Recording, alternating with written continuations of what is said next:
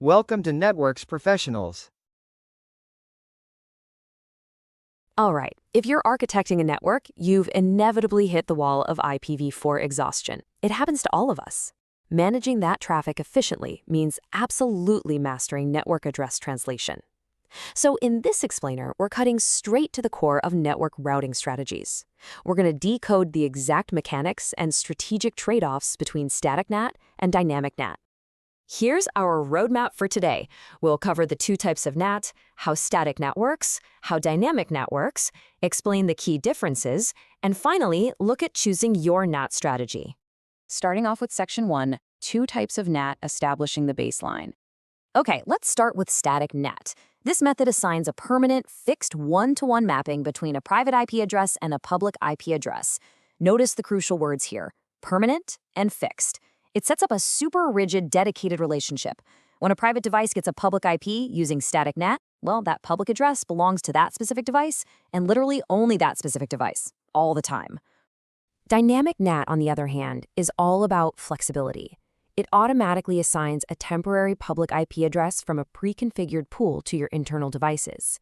So it isn't permanently tying a specific address to a specific device.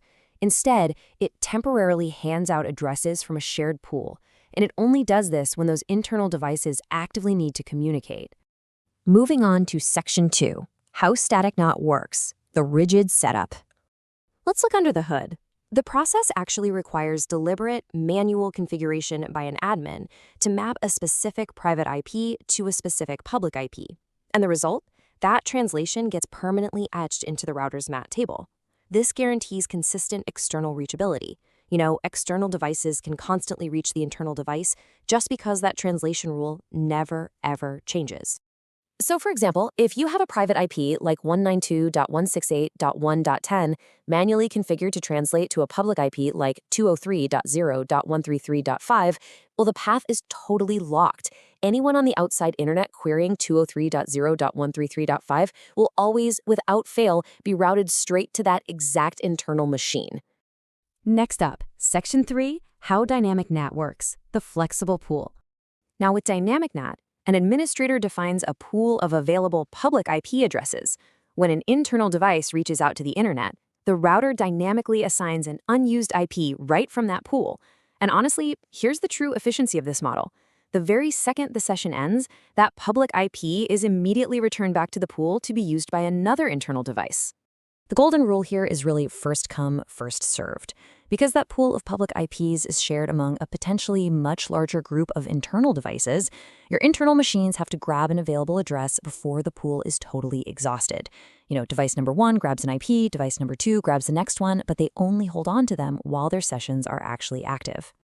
Let's get into Section 4, Key Differences Explained, the showdown. Bringing these mechanics together really reveals some stark contrasts, especially when we talk about traffic direction. Static NAT handles both inbound and outbound initiated traffic. Remember that permanent mapping we talked about? Dynamic NAT, however, is typically just reserved for outbound-only traffic. You've also got a super clear difference in IP availability. Static requires a dedicated public IP for every single private IP, whereas Dynamic shares a much smaller pool of public IPs among a much larger group of devices. When it comes to scaling your network, Static NAT basically hits a hard mathematical wall. It's entirely limited by the exact number of dedicated public IPs you own.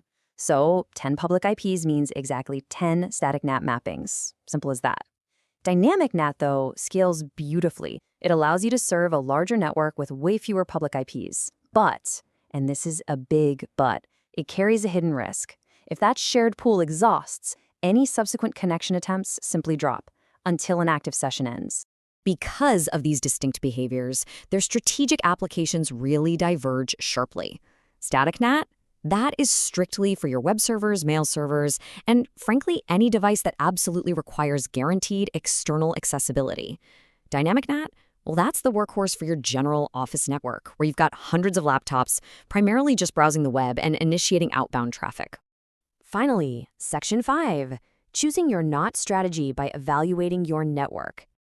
To actually implement the right architecture, you've got to first ask yourself, Is your network facing an IP address shortage? Because if your employee devices outnumber your available public IPs, well, a purely static NAT setup is instantly off the table.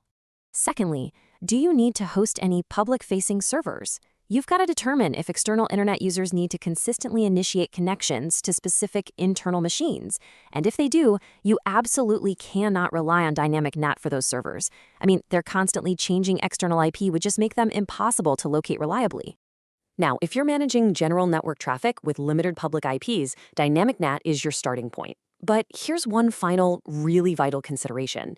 If your user base is massive, you might quickly exhaust a standard Dynamic NAT pool, which of course leads to those dropped connections we mentioned.